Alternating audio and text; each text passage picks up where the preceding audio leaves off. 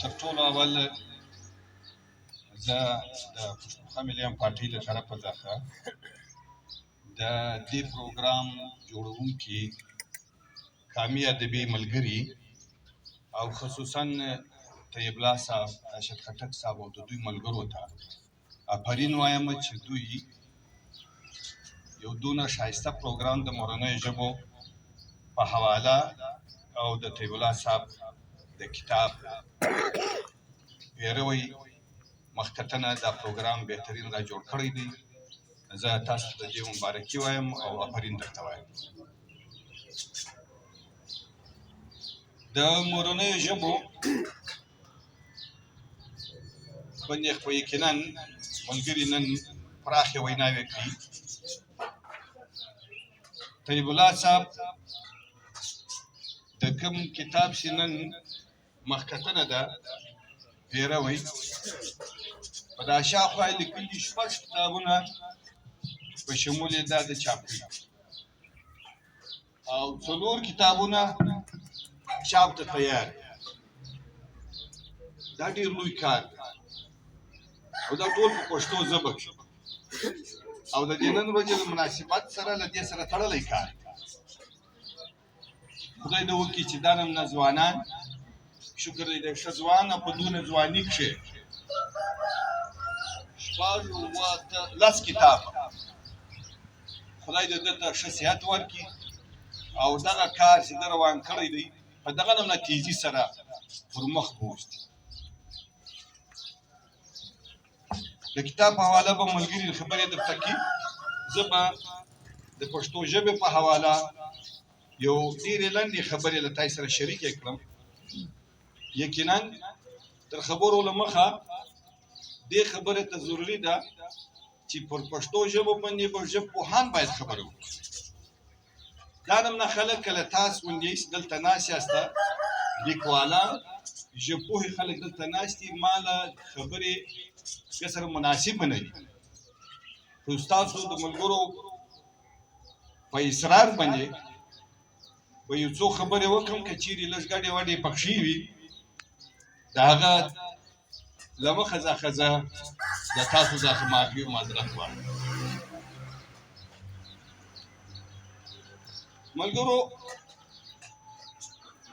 نن نړیواله ورځ ده د مورنیو ژبو. موږ دلته په اسلام آباد کښې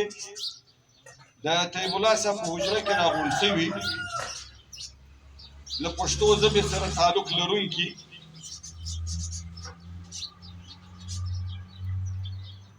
موږ دا وایو چې موږ د خپلې ژبې سره مینه لرو او ډېر پښتانه دي چې هغه دا دعوه لري چې موږ له خپلې پښتو سره مینه لرو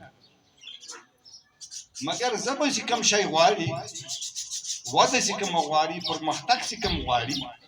هغه ساده په مینه باندې دا کار نه جوړېږي چې زه له پښتو سره مینه لرم او پښتو په خپله باندې صرف ژبه نه ده او موږ وایو پښتو مکړې ده. که نن موږ دلته دا راغونډ شوي په نورو نړۍ کې پښتانه دا هوډ وکړي دا اقرار وکړي موږ له دې خپلې ژبې سره باید پښتو وکړو. که موږ له دې خپلې ژبې سره پښتو وکړو د دې د پرمختګ دپاره د دې د ودې دپاره نو امکان لري د پښتانه پښتو چې کومه ده چې یو وار یې پښتو وکړه بیا هغه پالي. نو موږ ته پکار دا دی چې نن موږ له دې خپلې پښتو ژبې سره له خپلې ژبې سره پښتو د ژبې د ودې د پرمختګ لپاره ملګرو پکار ده تر ټولو اول خپلواکي پکار ازادي پکار. که ته خپلواک یې ازاد یې نو د پښتو یعنې د معنا د هر قوم دپاره د هغې ژبې د پرمختګ دپاره هغه عملي ګامونه چې کوم پکار دي هغه کولی شي. مثال که ته خپلواک یې نو به دا یو ژبه به ته د سرکار ژبه کړي که ته خپلواک یې نو ته به دا ژبه د بازار ژبه کړي که ته خپلواک یې نو دا ژبه به د بچو د ښوونځو ژبه کړي نو د دې دپاره ضروري خبره چې کومه ده هغه خپلواکي ده چې موږ غوښتنه هم دا ده زموږ د پښتانه په نورو مسلو کښې یوه مسله زموږ د دې ژبې غلامي ده او زموږ غوښتنه دا ده چې دا زموږ ژبه ده په پښتونخوا وطن کښې د سرکار د بازار او د ښوونځي د پوهنتون ژبه وګرځي نو دا کار چې کوم دی چې دا کوم ما بیان کړي چې دا هم نه دسي خو نه خپلواکي لرو او نه دا کار تم تر څو کې کوي نه نو زموږ د دې غونډې په وس کې دا کار نه دلته تر غونډ سوي شي چې یا سرکاري ژبه کوو یا د ښوونځي ژبه کوو یا د بازار نو موږ څه کولی شو نو خبرې خو به پر وکړو او زلالات به شو مګر په کار دا دی چې کله هر پښتون په خپل ځان سره او دا نه په نورو ولسي غونډو کښې باید موږ د خپلې ژبه دپاره کار وکړو دا خپله ژبه موږ او تاسې یعنې معنا دا ستاسو غوندې پوهان دا ژبه داسې اسانه جوړه کړي چې د راتلونکي وخت دپاره تیاری وشي چې کوم وخت چې موږ دا د عدالت د سکول د ښوونځي د پوهنتون او د سرکار ژبه جوړو نو ژبه باید ښه مینځلې سوې وي جوړه سوې وي تاسو ښه په خبر یاست په خپل زموږ په دې ژبه کې ډېرې ستونزې شته په هره ژبه کښې لیکدود ډېره لو معنا لري چې له ژبې سره تړلی کار خو تر ټولو به اوله ښه خبره دا وي چې موږ اول پر ژبه خبره سره وکړو په ژبه کښې لوست او لیک چې کوم دی که موږ دا اوسنۍ ژبه چې کومه ده دا پښتانه سې وایي په دغه طرز روانه وساتو او هغه هم د اردو په پیروي کښې وساتو معنا چې خولې لم کم ټکی راځي بجه د کار ځینې اخلو او په پښتو کښې ورګډوو لکه عام پښتانه به تا سره ولي وي یا جي وایپ ما بیماره وه اوس په دغه کې پښتو چارې رانه نه ایستلی یو شی دی بس کارم ځینې واخلئ وایپ ما بیماره وه جي والد صاحب ما بیمار و دلته پښتو چارې رانه نه ایستلی شیان دي پردي په خپله ژبه کې کار ځینې اخلو یا معنا بایی جان بایی یا ساتي او دا نمونه په زرګونو تورې دي چې موږ په خپله ژبه راګډ کړي دي او خپل کار ځینې اخلو دا د اردو په طرز کښې یا د انګریزي توري دا پکښې استعمالوو او لیک چې کوم دی پردي توري په پښتو کښې پردي توري په پښتو کښې چې موږ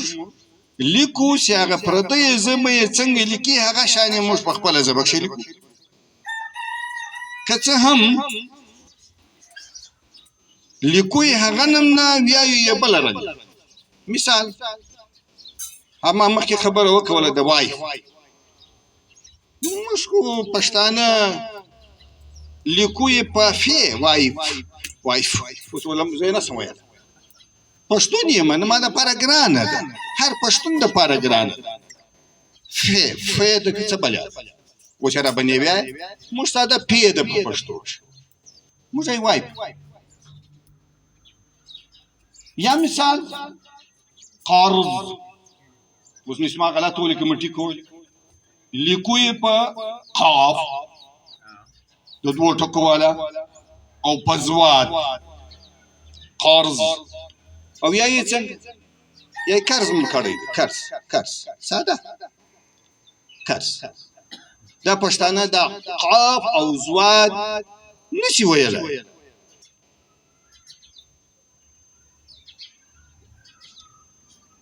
که څه هم موږ عربي او انګریزي سی پخې ژبې دي او دغه ژبې چې کومې دي او موږ هم دا نمونه وکړو کله عربي او انګریزي دغو پخو ژبو د بغیر د ډېرې اړۍ نه او اردو کې ورته مجبوري نه د ډېرې اړۍ نه موږ هم باید په دې خپله ژبه کښې نور توري نه کړو راګډ.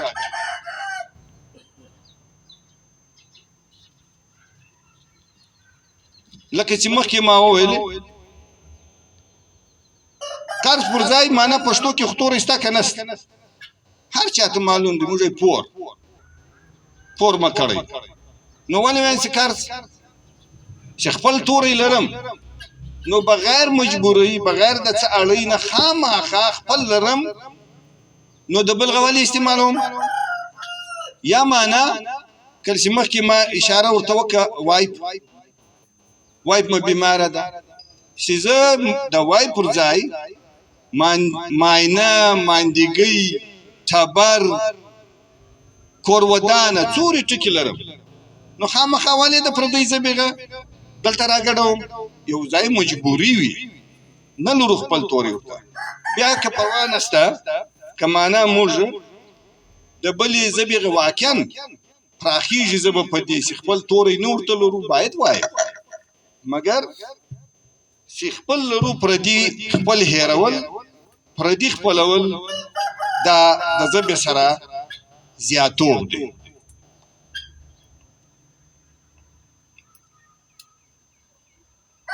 مثال عرب خلک چې کوم دي هغه پی نشي ویلای پی نشي لوستلای نو دوی زموږ و دې ملک پاکستان ته څه وایي باکستان بی وی. یا مثال عرب خلک گاپ نشي لوستلای نو دوی و سیگار ته گاپ عربیان ورته سیجار. یا مثال عربیان یو بل توري کې چې نشي ویلای بلوچ ته دوی بلوس وایي سین بلوچ. خو په کار خو دا وایي کله موږ چې دونه پراخې بس راځه راګډوای پردي دوی خو هم کم سے کم دا پی گاپ او چې په خپل ژبه کې اخیستي وای خو دوی دا کار نه دی او دوی په خپل ژبه کې هغه نمونه لیکي پاکستان ته دوی پاکستان وایي سیګار ته سیجار وایي بلوچ ته بلوچ وایي. دوی دا نه کوي چې پی گاپ او چې په خپل ژبه کې زیات کی. همدا شانته که موږ هم ستونزې لرو ځینې نشو ویلی. مثال زموږ لپاره عرب ډېره راته ګرانه ده دغو عربیان ته چې دوی موږ ملک پاکستان بولي که موږ ساده ووایي عرب موږ یې ساده وایي عربیان عرب یعنی عین موږ لپاره لوستل مشکل دی. یا مثال عراق یعنی زه که سره سم تلفظ نسم کولای عین او قاف موږ لپاره مشکل دی موږ ساده وایي عراق ته تللی و عراقیان په حل کې زموږ دپاره مسله ده. نو که موږ په خپله ژبه کښې وهم لیکو دا نمونه کله څنګه چې وایو نو هېڅ اسمانه نه راځي. کله عربیان چې په خپله ژبه کښې اسمانه دی موږ هم په دوی دعوا نه دی کړی، کیس هم په انټرنیشنل کورټ کې نه دی کړی چې زموږ د ملک نوم ستاسو بې عزتي وکوله. پاکستان دی د پاک او باک خو بیا زموږ په ژبه کې بل شي ته وایي. مګر د دې سره د دې هغه معنا نه خطا کېږي ملک دی پاکستان دی، دوی ورته پاکستان به صحیح د کار چلوو. نو په دې معنا زه دا مجلس نه اوږدوم، کینې مجلس ډېر اوږد کېدلی شي. ستاسو تر مخ ځینه تورې چې زموږ په ژبه راګډ سوي دي او موږ یې توپیر نسو کولی، هغه به ستاسو تر مخ وخت ستاسو ضایع نه شي. ما پر کاغذ لیکلی دي چې زموږ د ژبې نه دي، په کره پښتو کښې نسته او د عربي نه را دننه سوي دي. هغه دغه سې ښکاره کېږي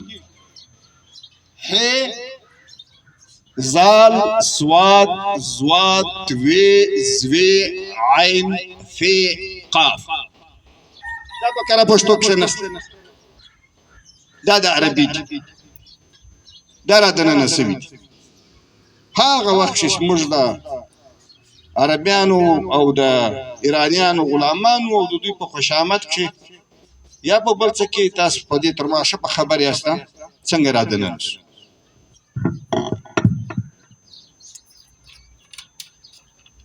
نو چې دغه کې څنګه توپیر یې ولنس کړو، مثال سې سواد سین، سې سواد سین پښتانه دپاره و دا ترله جلا کوه دا درې غږونه. سې سواد سین زموږ دپاره یو سین دی، نور سواد او سې او سین موږ نو سره جلا کولی. یا دا لاندې یو لوی لښکر دی د غږونو زال زې زواد زوی وجه سره جلا کوه، ډېر مشکل کار دی. په خدای کې خو زه په پوهېږم پي ایچ ډي مه کړې ده. زموږ دپاره یو غږ دی هغه زې ده ساده، لاندې تی او توی سره جلا کوه، ساده تی ده. تر هغه لاندې پی او فی ما مخکې ذکر وکړ نیسو جلا کولی، زموږ ساده پی ده. لاندې هی او حی موږ ساده غږ ستا هغه غږ دی هی د حی موږ یې حلوا راوړه حلوا حلوا موږ په ګرځ ونه ده ولې حلوا ستا که نسته ساده یې وایي څنګه ویلي کوم باید دغه نومونه. کاف او قاف هغه دغه نومونه مخکې هم ذکر وکړي ساده د لکړې والا کاف دی چې هر ځای په ډېره اسانه هر پښتون او خاصا چې نوی بچی وي او هغه څخه دا چې نه وباسي دا زموږ غږونه ور وپېژنې نو پښتو به ډېره اسانه شي. او اخر کې لاندې الف او عین دغه نومونه.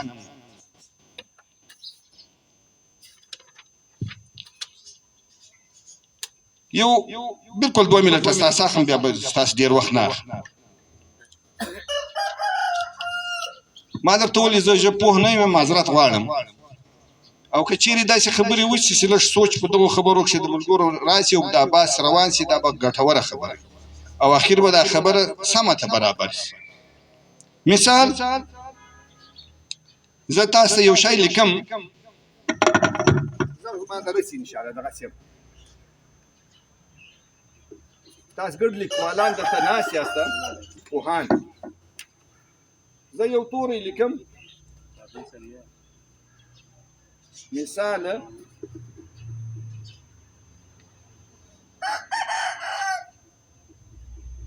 طيب والله چی شمول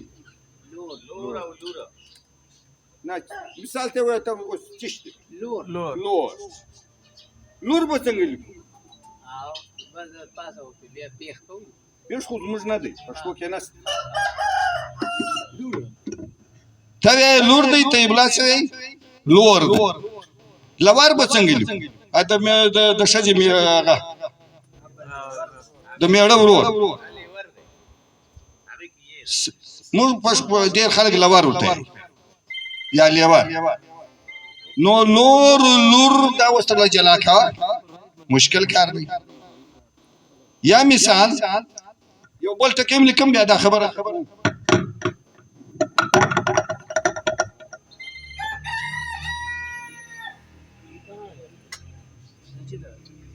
لیکه زمونږ له خوانه بیا حنیف خلیل او جواب درکړي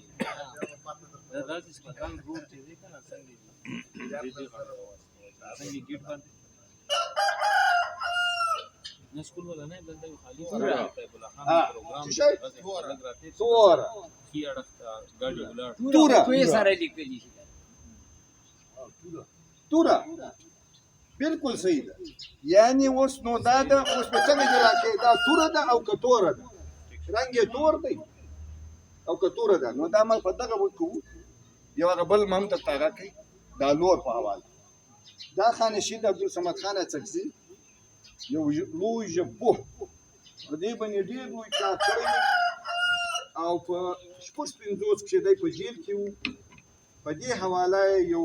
پمپلیټ هم شایع کړی و بیا چې پر دغه باندې کوم د هغه وخت لیکوالانو کومې نیوکې وې بیا د هغه یو بل پمپلیټ د هغو په جواب کې ډېر پراخ هغه کړی و چې نن زه ګړ د دې بیان به مشکل وي او مناسبه به هم نه وي ولې تاسو په دې خبره کوئ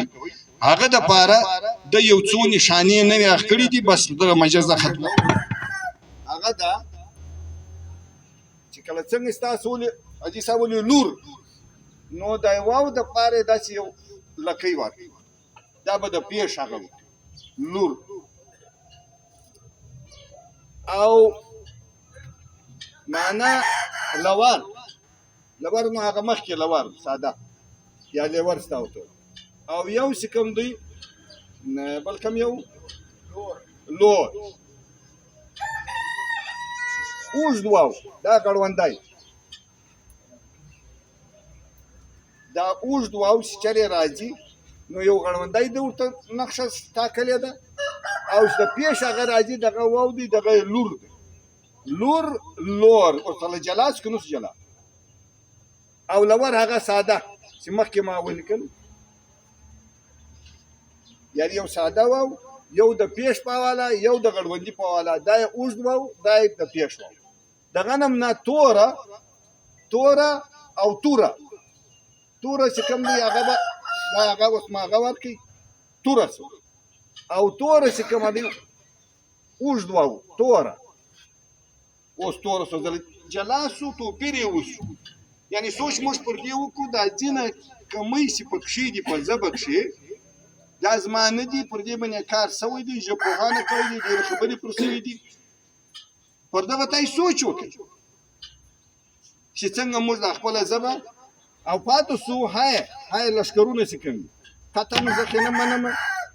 تاسې لیکوالان وبخښئ ما دپاره ګرانه ده زه چې تاسې ته څه لیکمه په میسج کې په هغه کښې زه به دا ساده سین زی تی پی او هی او کاپ دا به استعمال تای به هم په پوه یاسته زما دپاره به هم ګرانه نه وي چې یاره اوس ما دا طیب چې کوم دی اوس توی ده او که تی ده اوس په سکول کې راښولی یو رنګه دی دا به زده کوي مشکل کار یو غږ دی په دنیا کښې هم ډېرې ژبې دي اکثره ډېر قومونه دي هغه یې دغه نوم نه لیکي که د څنګه چې وایي موږ پښتانه بیا ته ښه یو دونه مسله نه ده د هر غږ دپاره یو هوسا غږ نو دونه مسله نه ده حالانکې پاکستان کاپ پکښې دی پکښې دی ترک ژبې والا خلک چې کوم دي هغه کاپ نشي ویلی یا پاکستان ترک ژبه چې کومه ده ډېر سنټرل ایشیا ګرد دغه دی سړي سره ناست یې پاکستان کوم ځای نه پاکستان نه پاکستان دی وایي پاکستان نه پاکستان زنده باد نو معنا دونه مسله نه ده موږ معنا بېرته ګردو د عربي خاص خبره ده مجلس ډېر نه اوږدوم ختم دی ذاتي چې موږ بېرته دغه غږونو ته نږدې خپل یو هوسا اسانه غږ لرو او معنا زموږ بچو دپاره زه چې کلي له نن لاړ شم او پښتو ورښیم که دغه لښکر ځینې وباسم د ده به ډېره زر زده شي او که زه دا شي کوم نه خطا شي دلته توی ده نه دلته خطا شي دا کاف نه ده قاف دی نه خطا شي هې نه ده حې ده نو دا به ډېره مشکل وي ستاسو ما ډېر وخت واخلئ زه یې بیا بخښنه غواړم زه ژبپوه نه یم خو دا یو ځای ویلي ځای کتلي دغه مرا یو ځای کړو د دې نن د ژبې د مورنیو ژبو چونکې دا ورځ ده نو په دې حواله مې ستاسو تر مخ دا خبره کښېښوله ستاسو یو جان مننه او یو تاسو ته بیا افرین وایم چې تاسو دا پروګرام را جوړ کړی دی او